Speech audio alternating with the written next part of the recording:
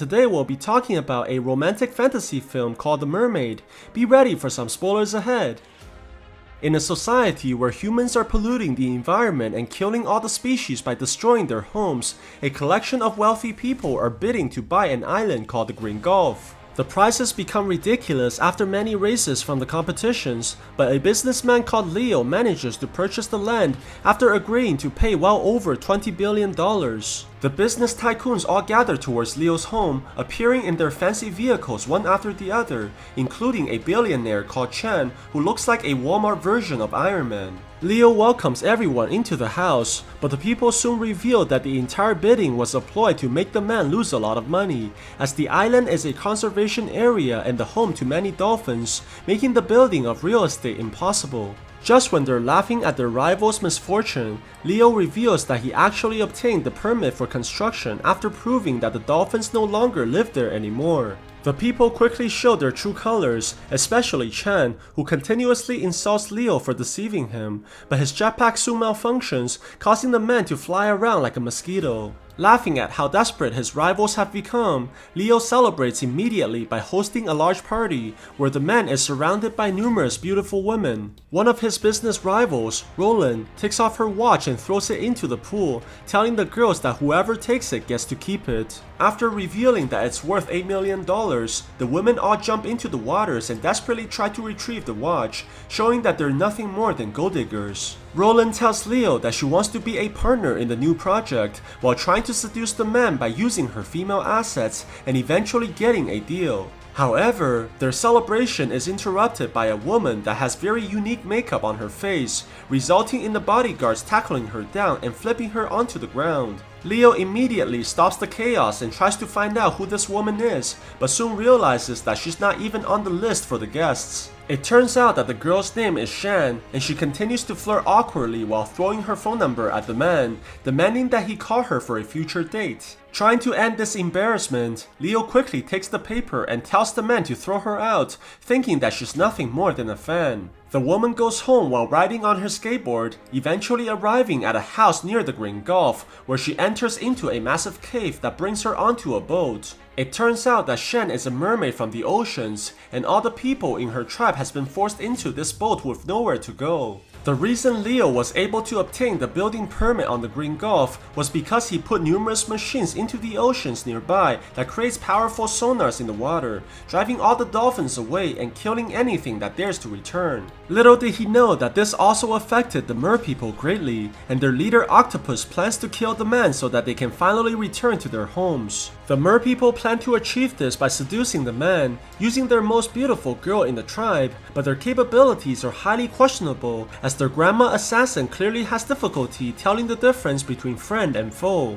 On top of that, their overestimation of Shan's flirting ability is very apparent, as they wait desperately behind her cell phone for Leo to call her, not realizing that the man is planning to have aggressive cuddling with his new business partner. However, the woman manages to completely soil the mood when she reminds the man that they're not on the same level despite their similar wealth, as she was born into royalty and Leo had to earn his money via hard work. Realizing that Roland has always looked down on him, Leo decides to call Shan for a date, telling her that he'll pick her up in 10 minutes. He tells Roland that he regrets making her his partner and begins walking away from the woman, choosing pride over having fun later in the bedroom. The mer people begin to gather up all their weapons and plan to hide behind the walls, getting ready to ambush Leo the moment he enters the place. Shan walks out from the door and shows up alongside her very unique taste of fashion, but only sees Leo's bodyguard here instead of the man himself. They take her to Leo's office building and tells her that their boss will be coming soon,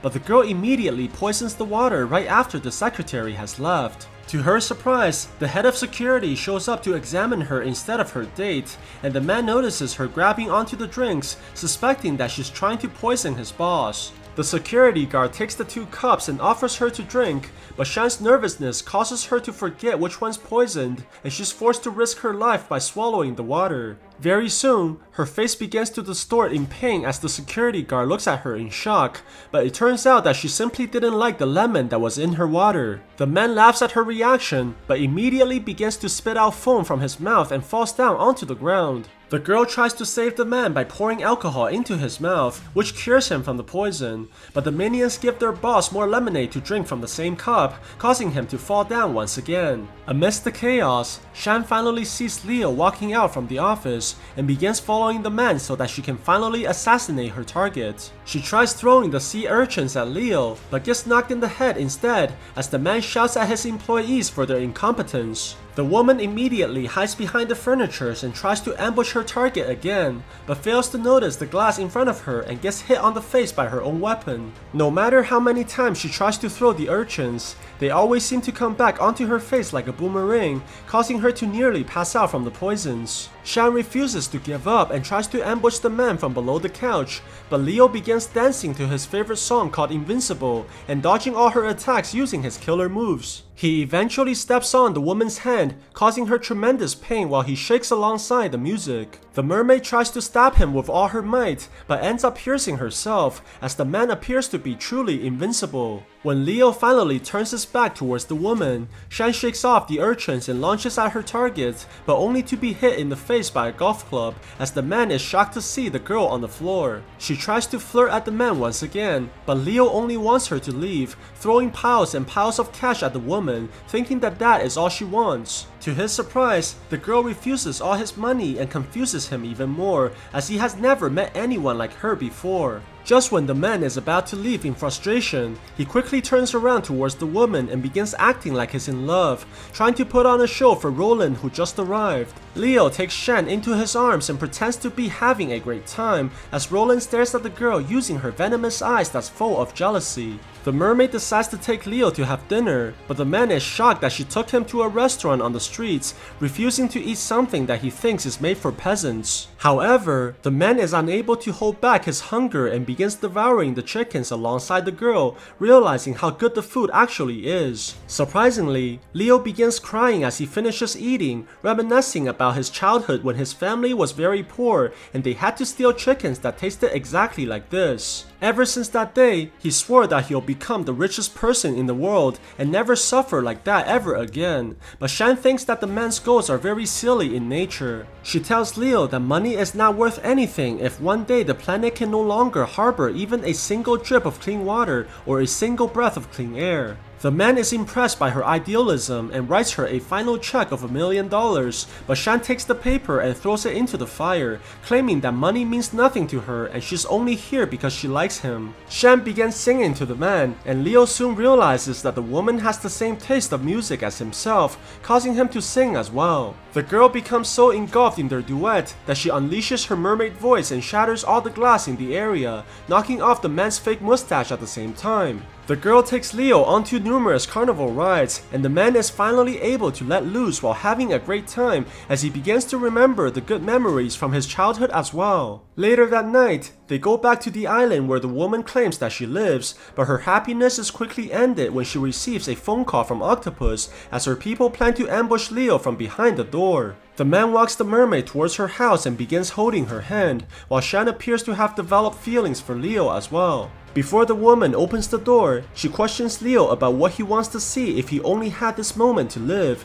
and the man answers immediately that he would only look at her. Shan is moved by Leo's answer and takes off her clothing, trying to reveal that she's a mermaid, but the man fails to see anything without lights and suggests that they go inside so that he can properly examine her. Shan smiles and walks into the room, closing the door and saving the man's life as Leo thinks that the woman is playing hard to get. Octopus is furious that their target has apparently escaped, but Shan immediately receives another phone call from Leo, asking her to go on a second date already. The mer people hears this and begins chanting for Leo's death, but Shan is clearly very conflicted about her mission. The next day, Leo takes the woman to a sushi restaurant while Octopus plans to disguise as a chef and kill the man himself, but before he can make the move, numerous bodyguards appear and ruins the plan. In order to avoid suspicion, Octopus has no choice but to pretend that his tentacles are the meals and begins cooking them on the table while trying desperately to hide the suffering. The chefs make the situation even worse as they cut off the tentacles using very painful methods, causing the octopus to make increasingly terrifying faces as Leo thinks that this is all part of the act. Eventually, the man is no longer able to endure the pain and spits out a cloud of ink, escaping from the windows in the last moment. Shen tries to explain that this is part of the man's performance, while Leo pays little attention to what just happened as he has more important announcements to make. The man takes out a wedding ring and puts it on the woman's hand, trying to marry her right away, as he realizes that she's the best thing that's ever happened to his life. Shen has trouble accepting this and calls the man a fool, showing Leo her knife and telling him that she's here to kill him. But the man knocks away her weapon and proceeds to kiss her passionately, while the woman cries from the conflicting emotions. Their embrace is quickly interrupted by Roland as she walks into the room, forcing Shen to leave from the embarrassment. The woman is furious at Leo for loving someone else, but the man has no interest in her and demands that she stop following him from now on. Later that night, Octopus is furious that they failed to kill their target once again and begins suspecting that Shen has actually fallen in love. Although the woman denies the accusation, Octopus wants her to look in his eyes and swear, but this becomes difficult as the grandma turns on the ceiling fan, making the man spin in frustration. However, their arguments are interrupted by knockings from the outside, and Shen opens the door only to see that Leo has come to apologize. The man notices the mermaid's fishtail and sees numerous other merpeople in the room, but he's quickly captured before he can run and knocked unconscious. When the man wakes up, Octopus shouts at him with anger and shows him all the tribesmen that his company has hurt, deciding to kill him right away. But Leo begs for them to stop, stating that his death would not disable the sonars. He wants them to give him a second chance so that he can disable the machines, as he never expected the sonars to be so harmful. But the octopus is blinded by rage and begins choking Leo furiously. Luckily, Shen is able to cut off the tentacle in the last moment, saving the man's life and giving him a chance to escape while everyone looks at her in shock. The octopus becomes infuriated by the woman's betrayal and tries to kill her, but is ultimately unable to slay one of his own people. Leo immediately goes to the police and tries to explain what just happened to him, but after hearing the man's descriptions and drawing out the suspect, the officers have a hard time keeping a straight face as they nearly choke themselves out by laughing. With no other choice, Leo decides to examine the sonars personally and tells the doctors to blast the machine right at him. A powerful shockwave charges towards the man and causes him great pain, quickly forcing Leo onto the ground as he yells for it to stop. To his surprise, the doctor tells him that they only used 10% of the machine's power. Realizing the harm that he's done, Leo immediately tells the board members that they have to stop using the sonars, but the people all disagree as the construction has already started. Roland shows up as well, and after hearing the board members' complaints, the woman unexpectedly agrees with Leo and orders the sonars to be turned off. After finally shutting down the dangerous weapons, Roland wants to know the reasons behind the sudden change of plan. Thinking that the woman is on his side, Leo tells her everything about the merpeople and how they're stuck on the island because of the company's sonars. However, Roland is not surprised at all by this information as she reveals that her team has been searching for the existence of mermaids for a long time. In fact, they have already found multiple bodies of the merpeople, and now they can retrieve live samples, making their company unthinkable profits as a result. Realizing that the woman is out for blood, Leo immediately tries calling Shen, but she never picks up the phone. With no other choice, the man drives quickly towards the mermaid's location. At the same time, Roland tells all her men to head towards the island as they prepare to capture and kill all the merpeople like they're animals. The mercenaries arrive inside the boat and finds the place to be completely empty, but after diving into the water, they soon discover that their targets are all hiding inside the pool. The humans quickly point their guns and begin shooting furiously without mercy, causing great injuries to many of the merpeople and turning the water red. Very soon, the victims are forced to jump out from hiding as they try desperately to evade the bullets, but ends up stranded on the surface as a result. The humans show no sympathy towards the merpeople as they begin chopping at their targets and bagging them like nothing more than fishes. Shan jumps out from the water and tries to escape away from the flying weapons, but she quickly gets surrounded by the sheer number of people chasing after her. Luckily, Octopus manages to save her from being captured as he grabs onto her using his tentacles and launching her away from the boat, sending her directly towards the waterfall. However, the mermaid fails to escape as she gets trapped inside a giant net and pounded numerous times by the humans, causing her to fall towards the ground. Numerous humans charge towards the girl with the intention to kill, but a large wave strikes the attackers and knocks them into the water as the elder mermaid appears to save her people. She raises her giant tail and strikes the water using tremendous force, creating giant waves across the pool that consumes the humans entirely. The elder continues to attack the mercenaries by launching water at them, sending the people towards the walls and disabling them very easily, eventually knocking down all the enemies. Before she can relax, one of the enemies fires a grenade at the mermaid, sending her flying across the boat and dropping into the ocean. The elder is surprised to learn that the sonars are not working anymore and tells her people to run for the oceans, resulting in the remaining survivors to finally escape. Shan tries running for the oceans as well, but is quickly attacked by one of the hooks which prevents her from getting away. The mermaid charges desperately away from the boats, but the floaters prevent her from diving deeper, and eventually she's caught up by a helicopter that Roland is in. The woman aims a rocket launcher at Shan and fires the missile, causing a huge explosion underwater that sends the mermaid onto the surface as her body is severely wounded by the attack. The mercenaries quickly surround the girl while Roland tells the men to kill the target, trying to take vengeance for stealing her man. At the same time,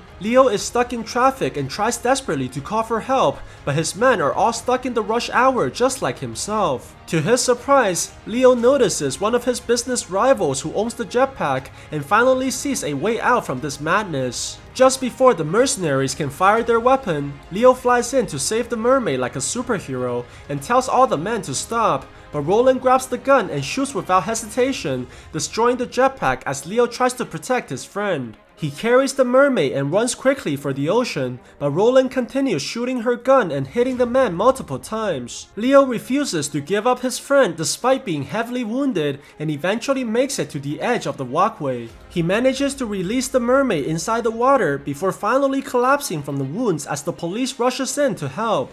Sometimes later, an author arrives inside the main character's home and begins to interview Leo, trying to find out the truth about the mermaids, but the man simply laughs and tells him that these are only fairy tales made by people. However, Leo quickly reveals that he's no longer single and currently married to Shan, who's able to disguise perfectly as a human. The two dive into the oceans and the mermaid shows her husband the wonders and beauties inside her world as she's finally together with her people. So what do you guys think about this movie? Let me know in the comments below. And if you liked my video, please press like and subscribe for more. I'll see you guys next time.